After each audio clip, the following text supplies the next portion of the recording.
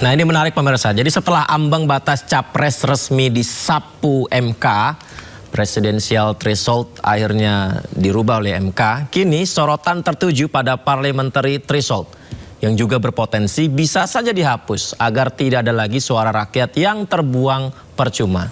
Kita bahas lebih dalam bersama narasumber-narasumber istimewa kita malam ini. Sekjen DPP Partai Perindo Andi Yuslim Patawari, Wakil Presiden Partai Buruh Said Salahuddin, peneliti Perludem Haikal. Assalamualaikum, selamat malam abang-abangku semuanya, apa kabar? Waalaikumsalam warahmatullahi wabarakatuh. Selamat malam Mas Yudi. Terima kasih banyak sudah berkenan berbagi di Sindo Prime, abang-abangku. Saya mungkin pertama ke Mas Haikal dulu. Benarkah ini menjadi konsekuensi Mas Haikal? Ketika presidensial threshold dihapuskan, maka parliamentary threshold selanjutnya Mas Haikal?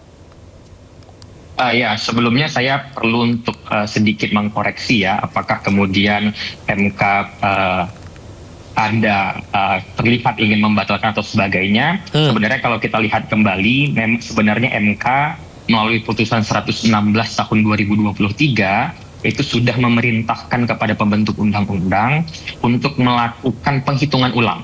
Jadi pada saat itu kebetulan Perludem yang menjadi pemohonnya, dan di dalam amar putusannya MK secara tegas memerintahkan untuk menghitung ulang penerapan ambang batas parlemen itu yang selama ini melalui Undang-Undang 7 tahun 2017 itu diatur sebesar 4%. Nah, di dalam putusan itu kami di Perludem mengusulkan untuk menggunakan satu rumus teori yang dipopulerkan oleh Tajepara berkaitan dengan ambang batas proporsional. Nah, kalau dihitung berdasarkan hitungan rumus tersebut, angkanya itu ada di 1% untuk ambang batas efektif yang ada untuk diterapkan di parlemen kita di DPR. Nah, namun memang kembali karena putusan tersebut menyerahkan kepada pembentuk undang-undang, maka keputusannya ada di tangan pembentuk undang-undang untuk menghitung kembali. Tetapi yang jelas, putusan nomor 116 tahun 2023 itu sudah memerintahkan kepada pembentuk undang-undang untuk menggunakan rumus atau menghitung ambang batas parlemen berdasarkan hitungan matematis dan berlandaskan teori. Jadi kalau misalnya muncul wacana apakah ini akan dihapuskan, kami rasa kurang tepat juga untuk mengalamatkan itu kepada Mahkamah Konstitusi dan mengaitkannya secara langsung kepada presidensial threshold, karena secara teoritis dan sistem itu berbeda. Namun memang semangat yang kemudian dibawa dari putusan 116 itu adalah untuk menurunkan dan juga untuk menghitung ulang sehingga mengurangi atau bahkan meniadakan disproporsionalitas hasil pemilu dan banyaknya suara terbuang karena ambang batas parlemen yang begitu tinggi. Mas Haikal, suara rakyat yang terbuang akibat ambang batas parlemen 4% tahun 2024 kemarin seperti apa, Mas? Ya, kalau kami hitung itu lebih kurang ada sekitar 17 juta suara. Wow. Namun itu memang sudah tergabung mulai dari seluruh partai yang tidak lolos ya. Artinya kalau misalnya ambang batas parlemennya 0, itu memang ada tetap suara yang terbuang, namun tentu jumlahnya akan sangat jauh lebih rendah dibandingkan ketika ambang batas parlemennya 4%. Nah, kalau dengan ambang batas parlemen 4% di tahun 2024 kemarin, itu jumlah suara yang terbuang itu lebih kurang 17 juta, dengan 11 juta diantaranya itu suara dari 3 partai yang tadi sudah disebutkan. Ada P3, PSI dan juga Perindo, yang seharusnya kalau ambang batas parlemennya 1 ataupun 0% itu bisa. Baik, ya, baik. Saya berikutnya ke Bang Said. Bang Said, parliamentary threshold harus dihitung berdasarkan suara sah di dapil dan bukan dihitung berdasarkan perolehan suara sah nasional. Apa yang harus diperbaiki dari ini, Mas? Bang. Jadi parliamentary threshold itu menyangkut 2 hal. Satu, tentang besarannya. Di Undang-Undang 7 2017 tentang pemilu ditentukan 4%. Yang kedua adalah tentang basis perhitungan suaranya. 4% itu dari mana hitungannya? Dari perolehan seluruh daerah pemilihan. Kemarin ada 84, digabung 84 dapil, suara semua parpol, total suara sahnya berapa, dikali 4% besarannya tadi. Tadi ada basis perhitungan, ada besarannya. Nah, yang MK itu jatuhkan putusan yang dimohonkan oleh kawan-kawan Perludem, putusan 116 itu adalah tidak adanya argumentasi yang dapat dibenarkan menurut konstitusi kalau angkanya 4%. Nggak ada dasar hitungan yang jelas. Oke. Nah, terkait dengan ini, maka kita harus kembali dulu pada apa tujuan dari dibuatnya parliamentary threshold. Parliamentary threshold tidak menjamin sebuah partai mendapat kursi. Tidak ada jaminan partai mendapat kursi hanya karena dia memperoleh besaran angka 4%. Kenapa? Karena kursi tidak dicari dari seluruh dapil, tetapi di tiap dapil. Jadi tidak benar perhitungan menggunakan basis seluruh suara sah nasional atau seluruh dapil itu. Jadi itu nggak make sense karena kursi dicari di dapil. Oleh sebab itu, seandainya pun PT mau diberlakukan, maka harus dihitung di dapil karena orang mencari kursi ya di dapil. Saya misalnya dipilih menang di satu dapil. Seluruh rakyat 90% katakanlah misalnya begitu ya, rakyat masyarakat adat, saya nggak mau percaya sama yang lain, saya percaya Pak Said contoh saja. Ya. Terpilih saya, menang 90% saya di situ. Ya. Misalnya begitu. Tapi saya menjadi gagal gara-gara perolehan partai saya secara nasional tidak mencapai besaran 4% itu. 4% tadi. Sampai kiamat pun masyarakat adat nggak akan pernah punya wakil yang dia percaya kalau cara perhitungan kursi di satu dapil dikaitkan dengan dapil lain. Kalau orang Papua ingin Pak Andi, ya orang Aceh nggak boleh mempersoalkan Pak Andi. Silahkan pilih dapil yang di Aceh. Jadi nggak boleh saling kait-mengait, mestinya begitu. Kalau PT mau digunakan.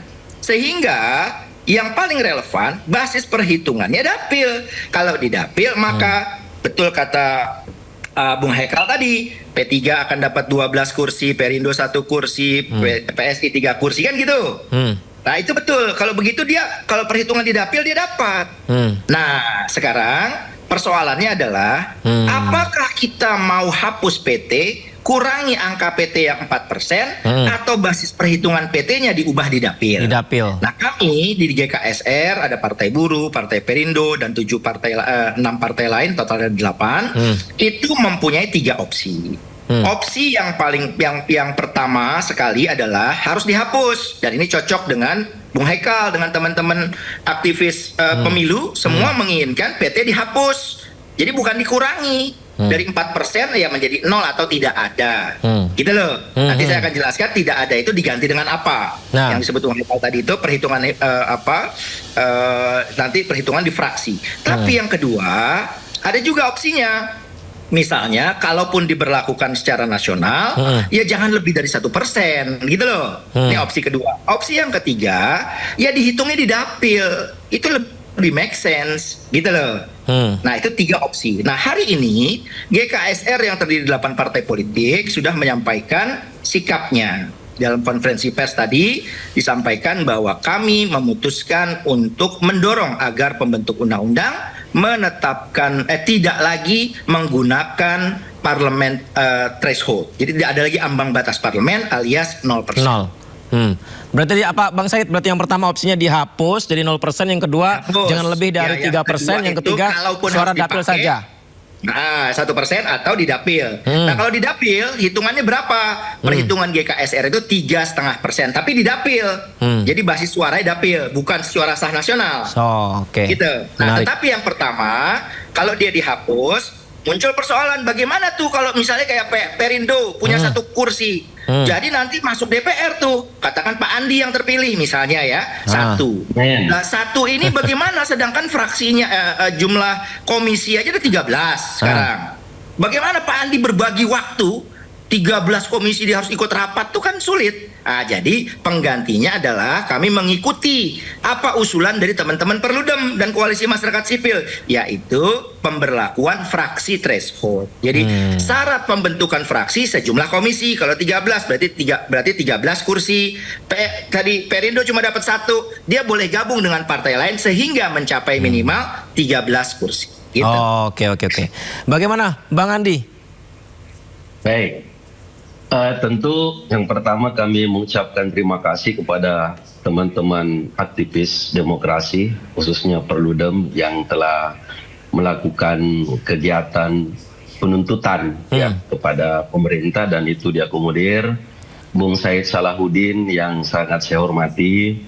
Pada dasarnya kami dari Sekber, Gerakan Solidaritas Sekber Bersama ini yang alhamdulillah udah terbentuk dari tahun lalu, kami berharap sebenarnya kembali bagaimana suara kita ini, kalau berbicara adugium vox populi vox dei, itu jangan kita abaikan. Sekedar yang perlu kita sampaikan ke masyarakat, 17,3 juta itu posisinya sekitar 11,3% secara akumulasi. Kalau posisi partai itu dia berada urutan ke-5 secara nasional. Nah, tuntutan kita seperti Bung Said tadi, Bung Hekal sampaikan, jangan sampai suara ini menjadi sia-sia atau terbuang. Sementara partai-partai ini mendirikan partai itu tidak mudah. Kita harus melakukan verifikasi faktual, verifikasi administrasi di lapangan, ada harus perwakilan 100% ke daerah. Alangkah ketidakadilan ini terjadi kalau itu diabaikan. Maka tentu opsi-opsi tadi kita membuat proporsional. Bagaimana tuntutan kita sama bahwa di daerah itu silahkan kita melakukan threshold, tapi dalam angka yang pantas dan yang wajar. Kalau kita sepakati misalnya di daerah ada 3% atau 4%, sah-sah saja. Karena partai ini, setiap partai itu memiliki basis. Seperti Partai Buruh, Bung Said Salahuddin itu punya basis di kaum buruh.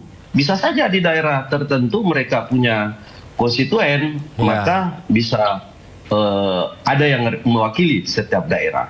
Maka komitmen kita bahwa bagaimana pemerintah dan DPR ini bisa merestui, bisa menerima dan menjadikan partai saat ini yang tidak lolos parlemen sebagai mitra strategis di dalam perjuangan demokrasi. Karena kualitas kawan-kawan dari partai non-parlemen ini juga tidak bisa diragukan. Seperti saat ini, walaupun partai tersebut tidak lolos parlemen, tapi banyak yang menduduki jabatan di eksekutif. Jadi harapan kita bahwa pemerintah komitmen menjalankan amanah itu, walaupun memang kita menyadari agak sulit untuk 0% parlementer secara nasional, tapi di daerah sekiranya bisa proporsional.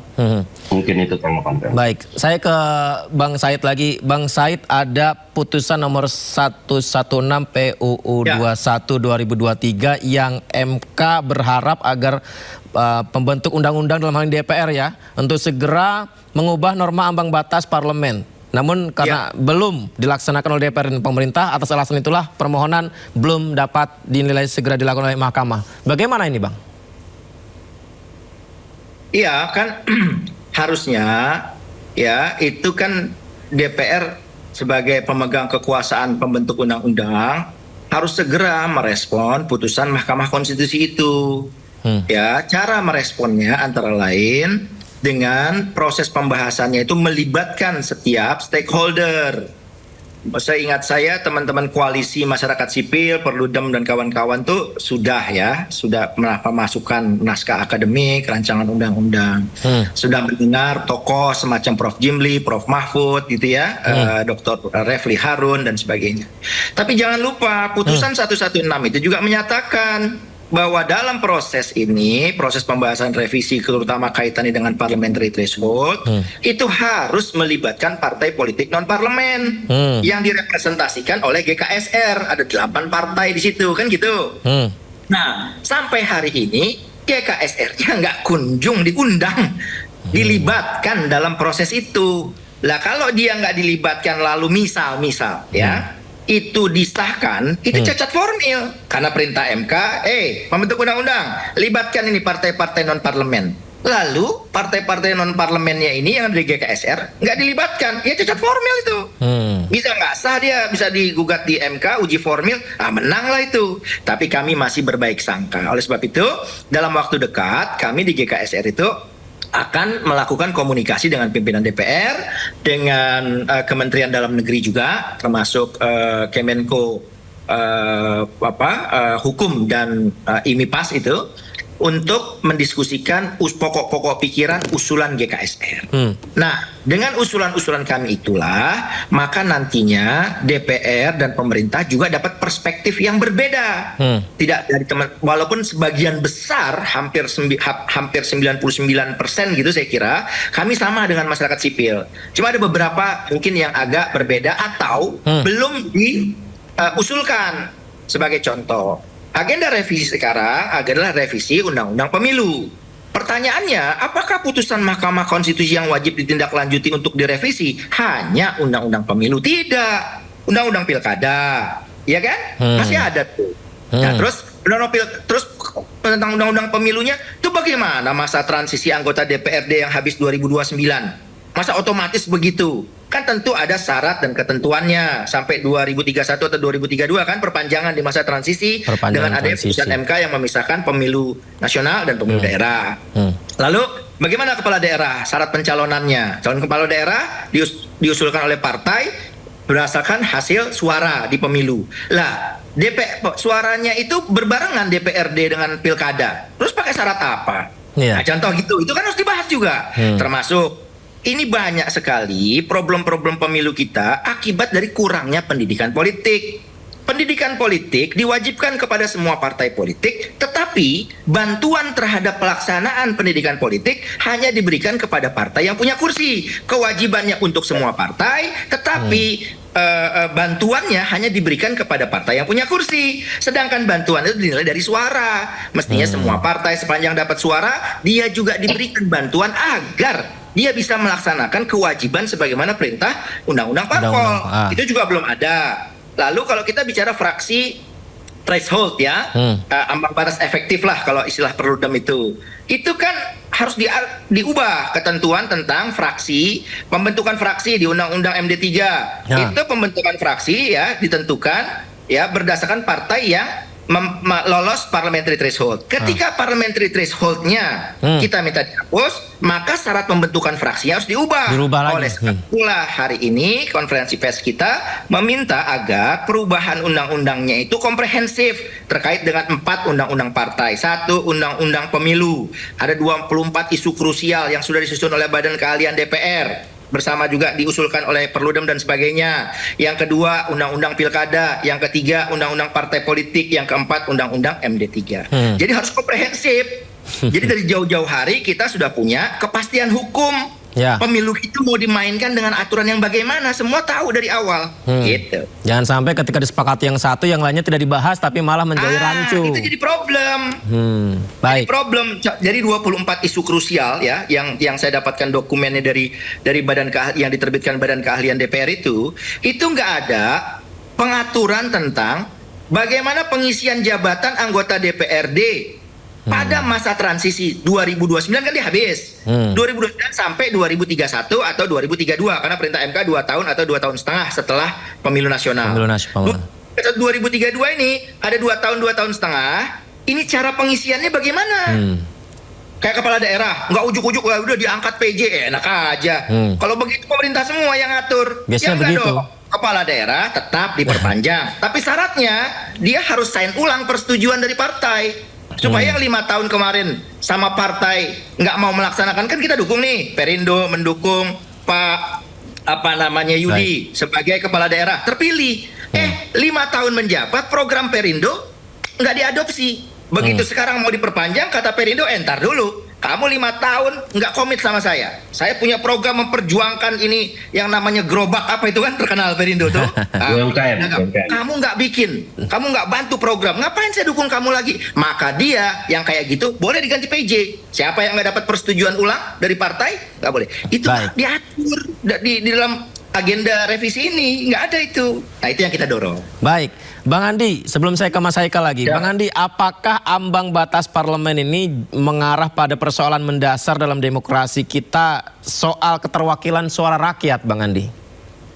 Sangat. Jadi kalau tadi Bung Said Salahuddin telah menjelaskan asbabun nusulnya sebuah aturan, maka sebenarnya prinsip akomodatif itu penting ya.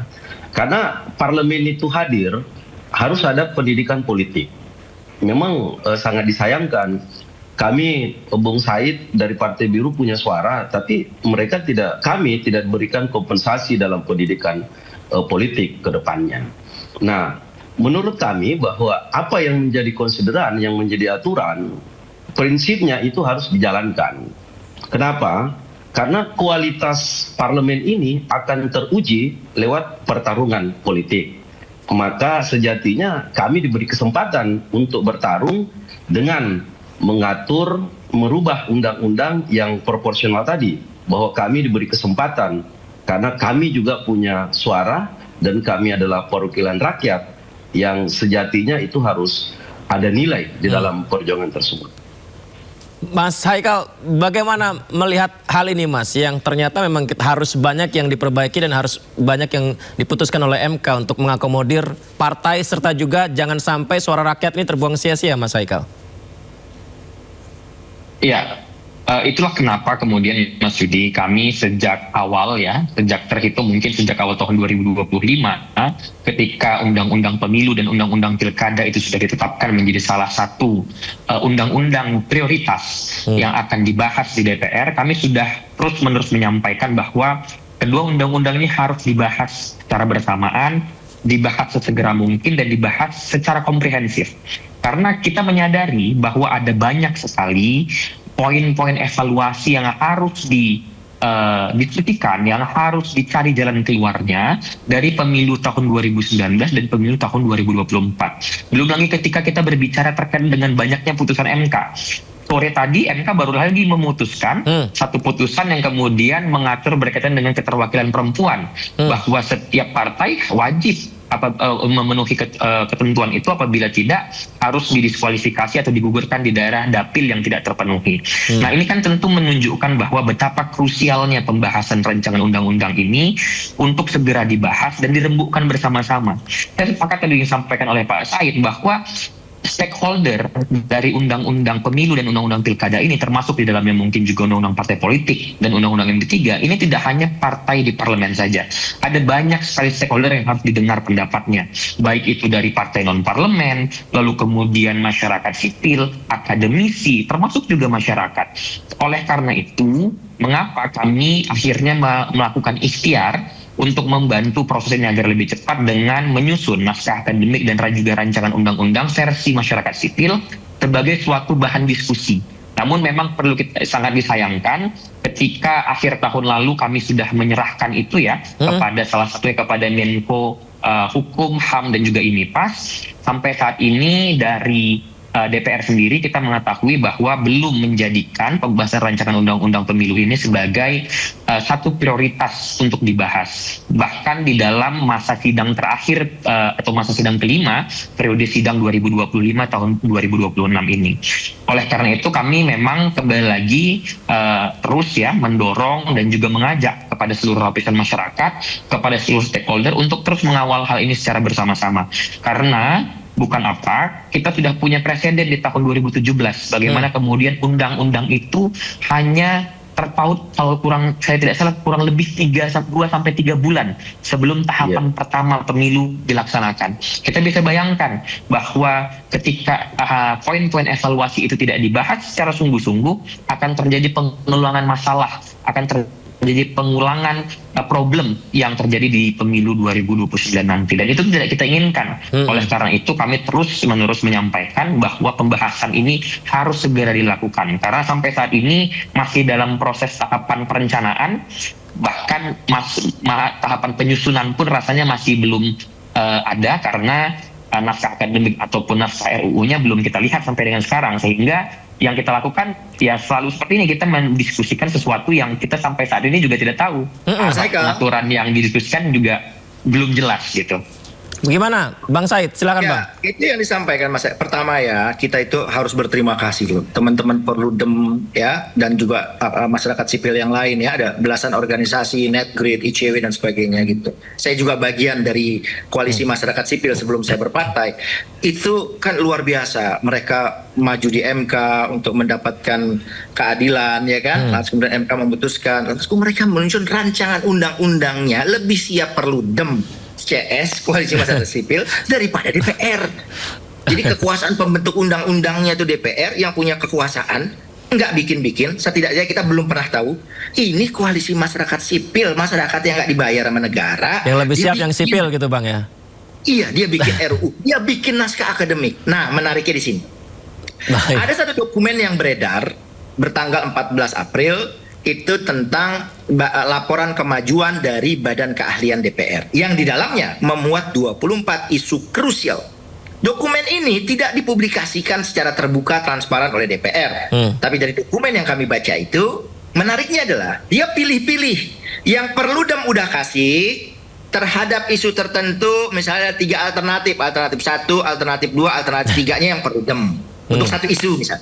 Isu kedua yang Perludemnya nggak ada. Nanti isu yang keberapa Perludem masuk. Jadi dia comot-comot. Dia udah pilih-pilih tuh. Yang ini kayak Perludem masih oke nih. Mungkin menguntungkan saya. Kira-kira gitu mungkin ya, mungkin. Ini masukkan. Jadi nggak komprehensif. Kalau ada 24 isu, Perludem kasih 24 isu juga direspon.